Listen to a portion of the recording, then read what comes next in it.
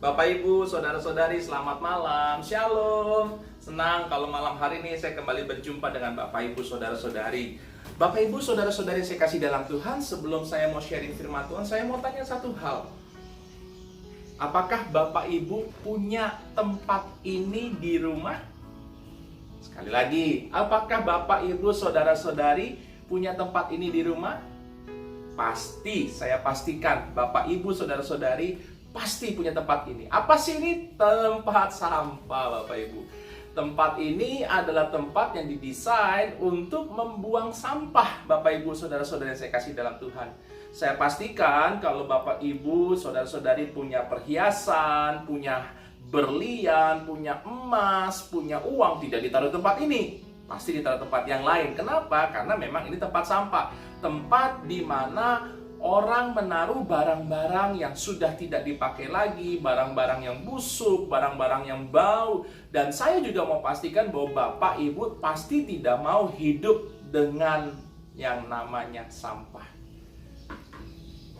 Saya punya sampah, Bapak Ibu. Di dalam sampah ini banyak kotoran, Bapak Ibu, saudara-saudari. Dan ketika saya dari jarak segini, Bapak Ibu, saya sudah mencium bau busuk yang tidak enak. Dan kalau saya tidak buang sampah ini di tempat sampah tempat pembuangan akhir sampah, atau mungkin setiap hari ada truk sampah yang lewat, saya pastikan kalau 3 hari seminggu sampah ini ada di rumah kami, saya pastikan Bapak Ibu baunya sudah tidak enak. Banyak sekali sampah-sampah Bapak Ibu, saudara-saudara yang saya kasih di dalam Tuhan.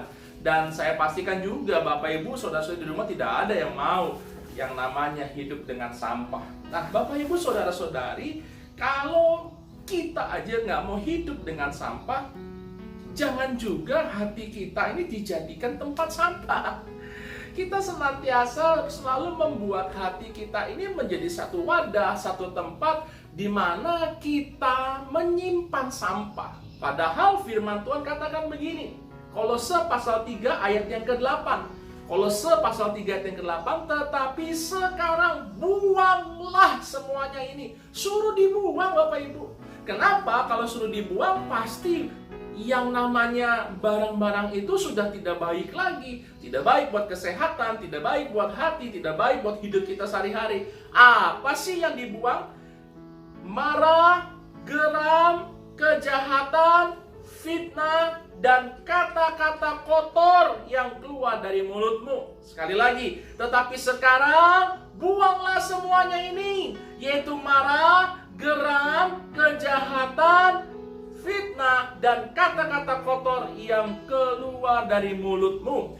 Jangan lagi kamu saling mendustai, karena kamu telah menanggalkan manusia lama serta kelakuannya, dan telah mengenakan manusia baru yang terus-menerus diperbaharui untuk memperoleh pengetahuan yang benar menurut gambar haliknya. Kalau saya katakan begitu, suruh dibuang marah, geram, kejahatan, fitnah, kata-kata kotor, dan jangan saling mendustai. Suruh dibuang, kita malah simpen. Hanya orang bodoh, mohon maaf Bapak Ibu kalau kata-kata saya kasar, hanya orang bodoh yang mau menyimpan sampah ini kemana-mana. Mau tidur dibawa, mau ke kerja dibawa, mau beraktivitas dibawa, mau ke kantor ini sampah dibawa terus. Ketika ditanya, kenapa bawa sampah? Saya suka sih sama sampah ini. Bapak Ibu mungkin dikatakan, maaf, kok aneh gitu ya orangnya, kok sampah ini bukannya harus dibawa tapi dibuang Bapak Ibu, karena sudah memang tidak bisa lagi dipakai. Nah, ketika kita suruh buang, jangan kita simpan. Jangan kita simpan marah, jangan kita geram, jangan kita simpan kejahatan dan fitnah dan sebagainya, jangan disimpan. Ini menjadi sampah. Jangan kita bawa tidur, jangan kita bawa setiap hari kita bawa sampah itu dalam hati. Akhirnya hati kita menjadi kotor. Padahal firman Tuhan katakan hati yang gembira adalah obat yang manjur. Tapi kalau ada sampah-sampah ini bukan obat yang manjur, tapi racun yang manjur. Akhirnya kita sakit hati, kepahitan, kita kesel, kita berdosa di hadapan Tuhan. Hari ini ayo, buanglah sampah pada tempatnya. Kenapa Bapak Ibu? Karena ada pepatah, kebersihan adalah sebagian dari iman. Hatimu bersih, berarti imanmu juga bersih. Oke Bapak Ibu, jangan piara sampah. Buanglah sampah pada tempatnya. Dan jangan buang sampah sembarangan. Hatimu harus bersih. Yang kotor-kotor, buang. Dalam nama Yesus, buang. Jangan disayang-sayang. Kok sampah disayang?